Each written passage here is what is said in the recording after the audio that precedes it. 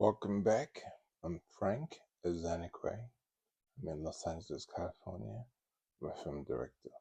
Welcome to my channel. Why a love story should be your first film?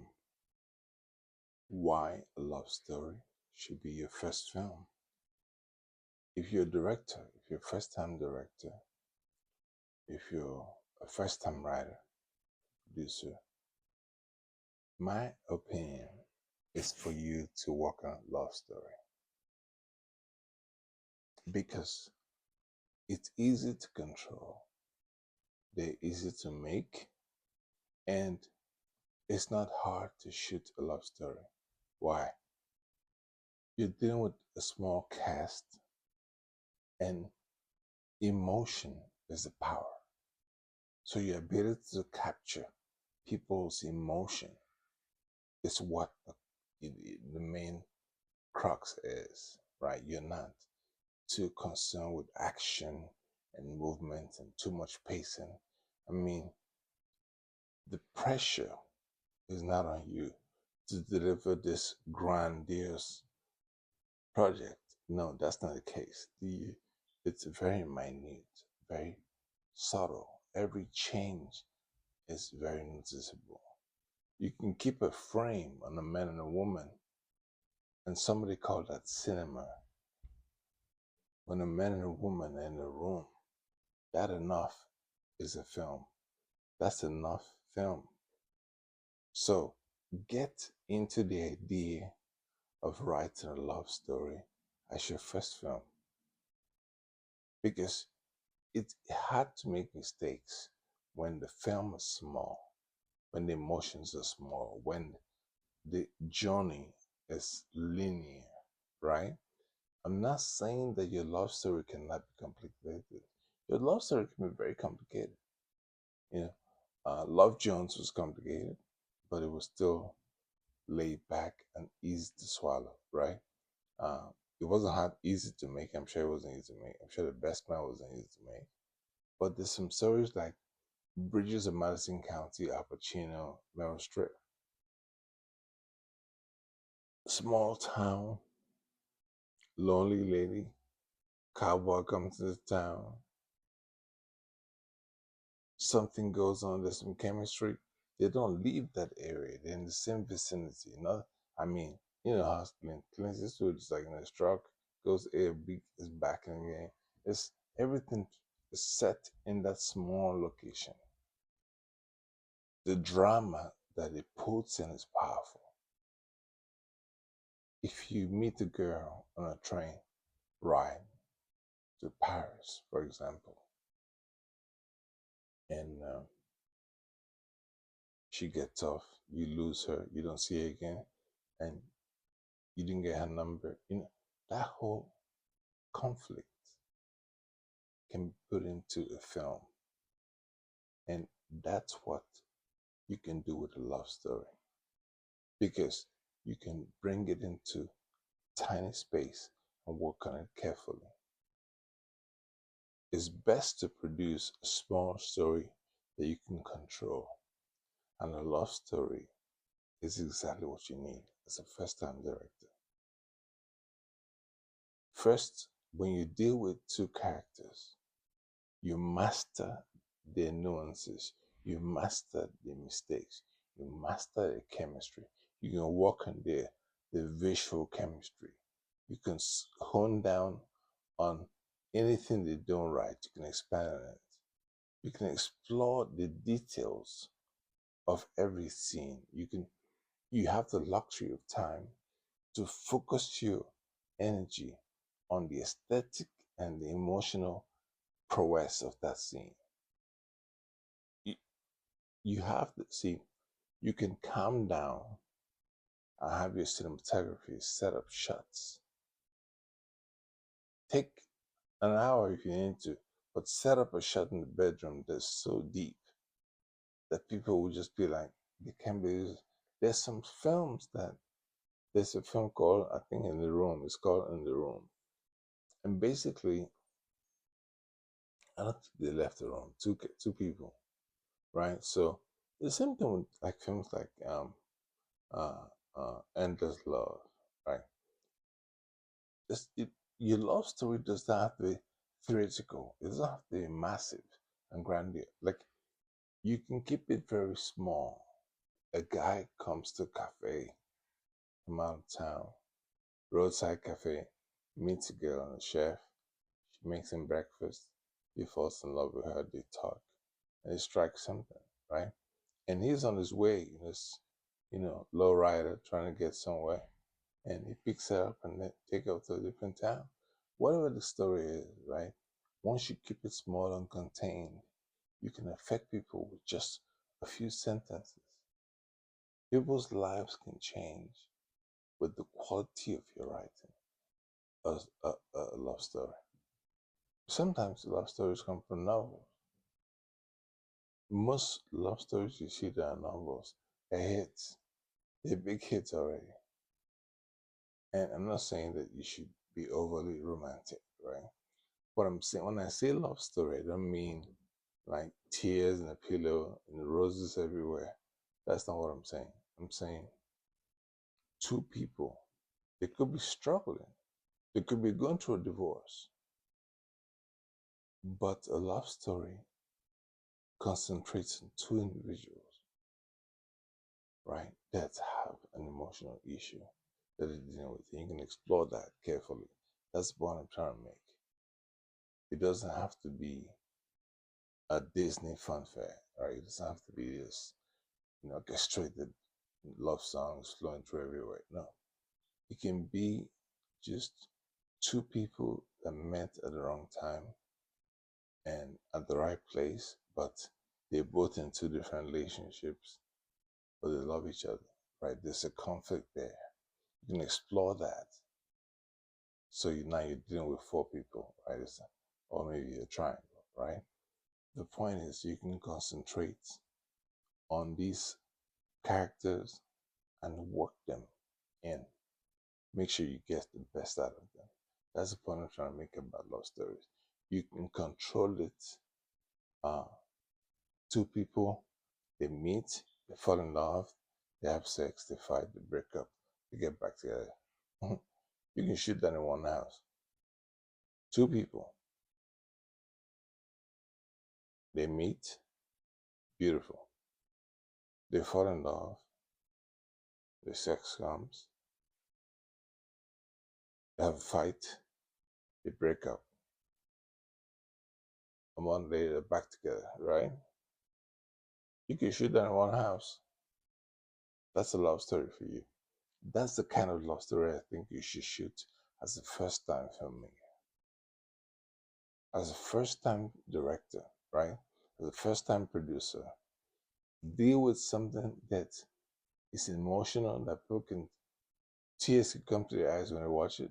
Like so when you think about this, the everyone falls in love.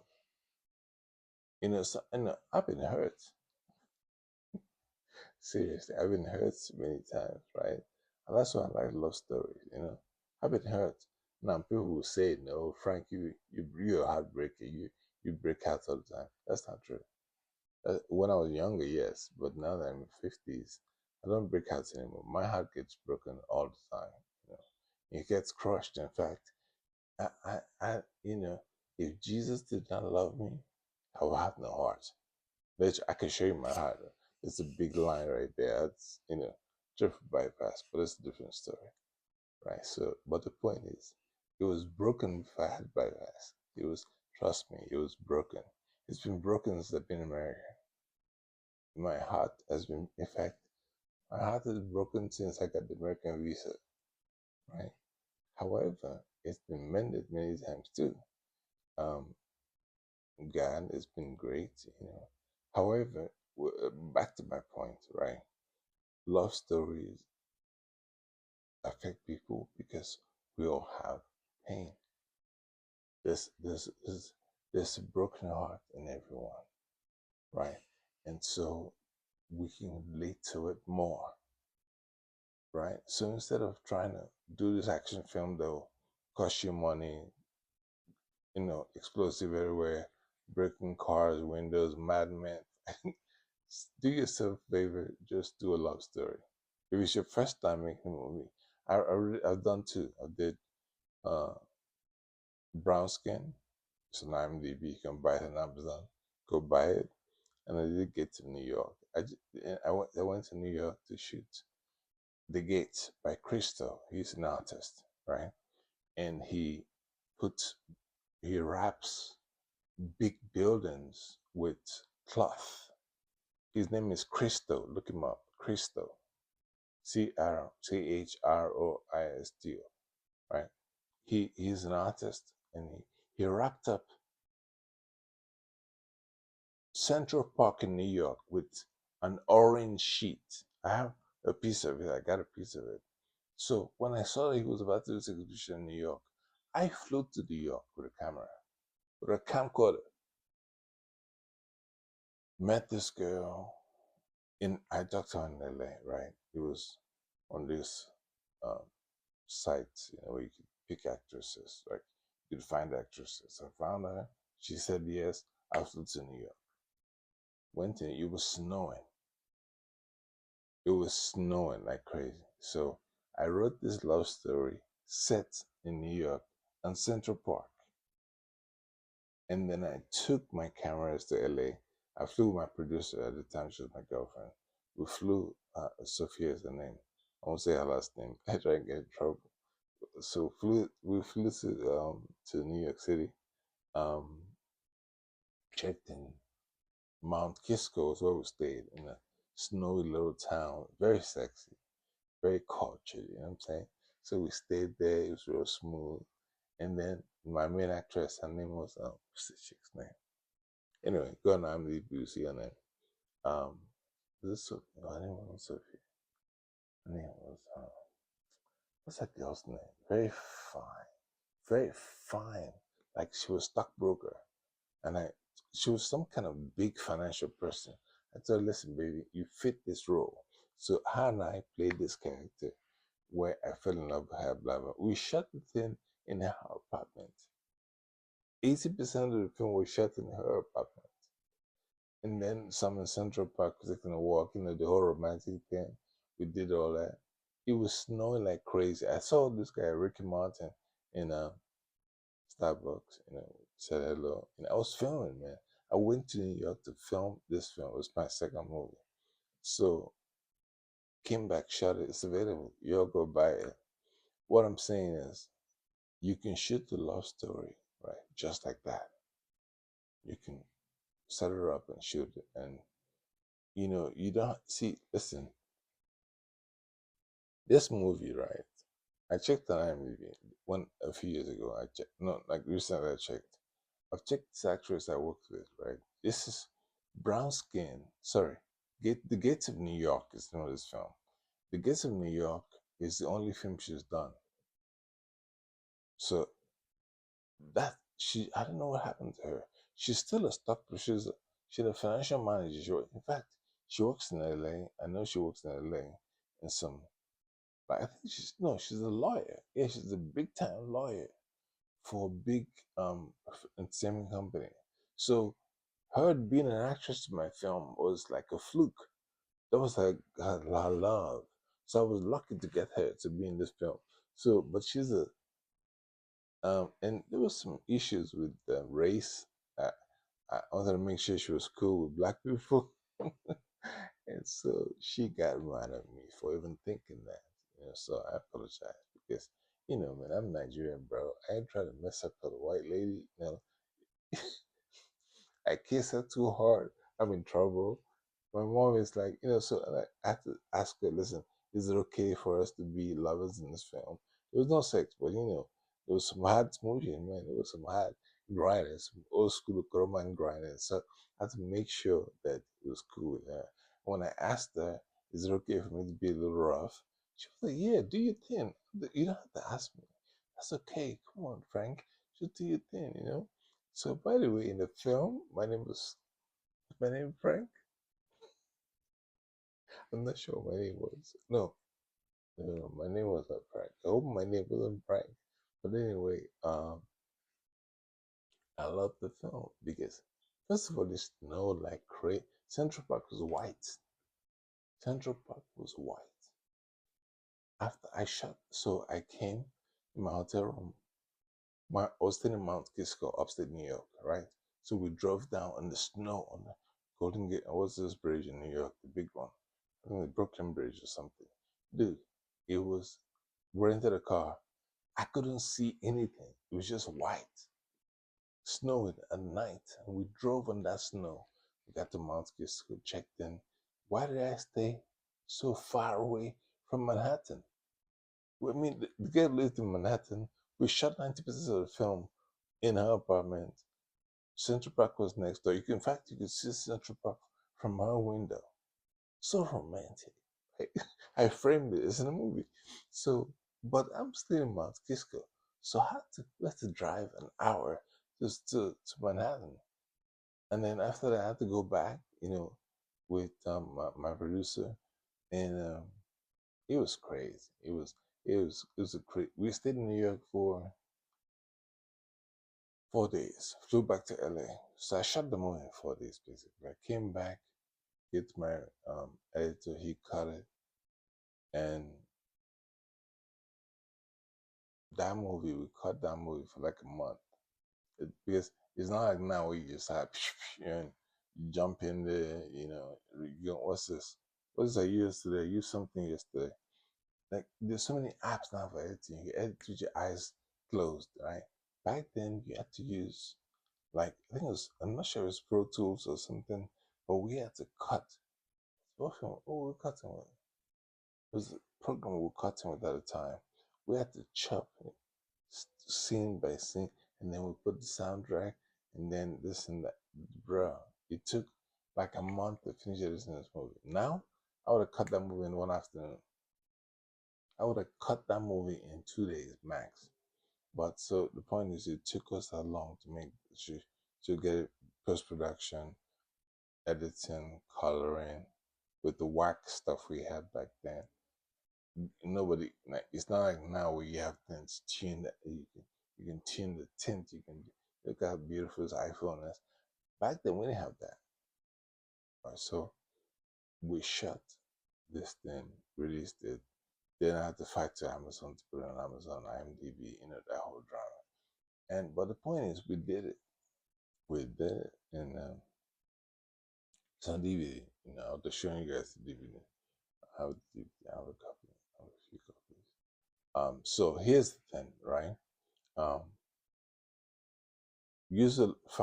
find a love story. Everyone here has fallen in love before. I know you met a girl, you're heartbroken. We all got that story, right? So find one that inspires you, and then if you're gonna be the actor, if you're gonna be the man that acts in it, make sure you have chemistry with the girl.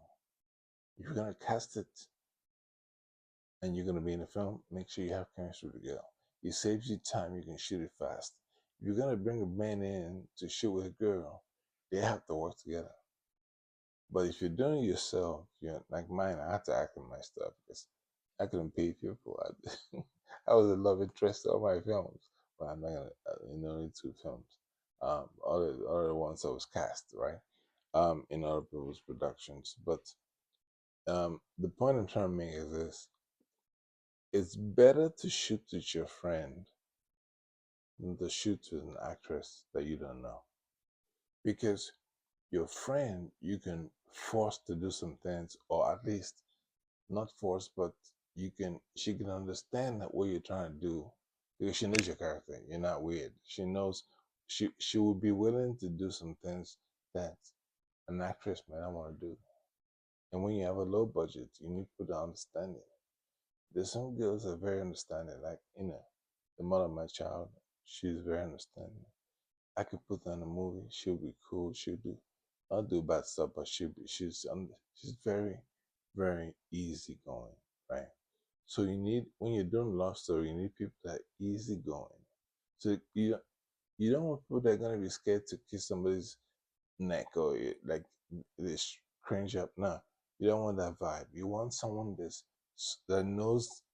Like, for instance, I was in a movie set and they said we all had to smoke. I don't smoke. I don't drink, but we had to smoke in this movie.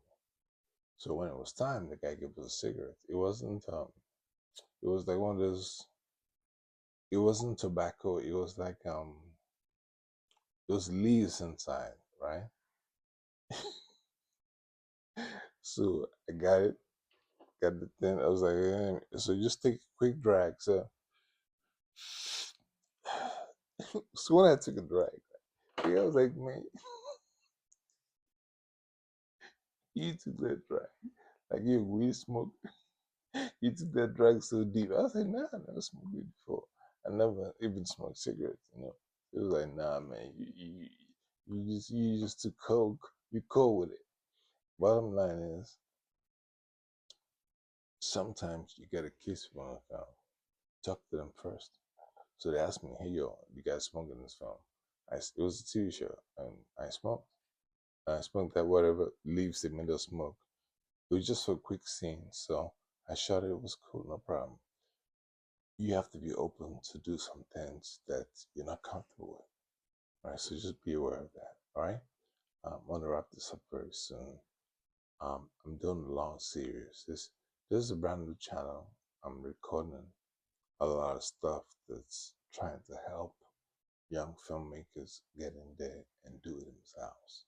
That's the goal. My channel is focused on getting you to produce your film yourself with a small budget and 10x your income. Basically, that's what I do at the 10dayfilmschool.com. 10dayfilmschool.com. You check it out. Again, thank you for being here, and I'll catch you in the next one. Frank, LA, signing out.